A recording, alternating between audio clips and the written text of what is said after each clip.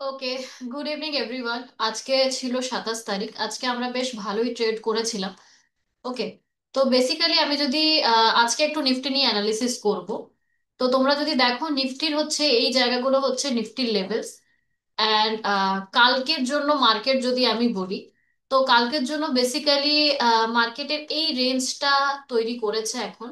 এখান থেকে যদি নিচের দিকে নামে তাহলে 25,860 যদি ক্রস করে, তাহলে আরো নিচের দিকে কিন্তু দু তিনটে আমাদের একটা টার্গেটের এরিয়া আমরা দেখতে পেতে পারি। ওকে।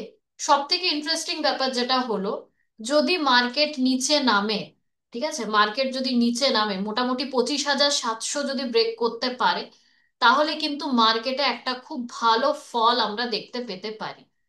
ঠিক আছে, মার্কেটে কিন্তু খুব ভালো ফল একটা দেখতে পেতে পারি, যেটা হচ্ছে অলমোস্ট এত দূর অব্দি। ওকে।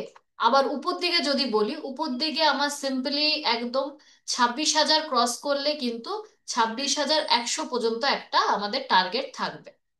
বাকি এই রেঞ্জগুলোর মধ্যে মার্কেট যতক্ষণ আছে ততক্ষণ পর্যন্ত এইটুকুই বলবো যে আমরা ছোট ছোট টার্গেটের দিকে খেয়াল রাখবো, খুব বেশি বড় মুভের ওয়েট না করে একটু ছোট ছোট টার্গেটগুলো নিয়ে আমরা ওয়েট করে নিজেদের সেট আপের ওপর আমরা এন্ট্রি নেব।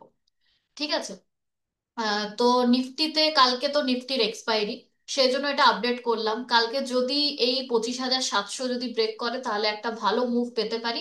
আদারওয়াইজ কিন্তু এখন যে লেভেলে আছে সেখান থেকে 25,700 পর্যন্ত একটু একটু করে টার্গেট নিতে পারে। ওকে। চলো দেখা হচ্ছে কালকে।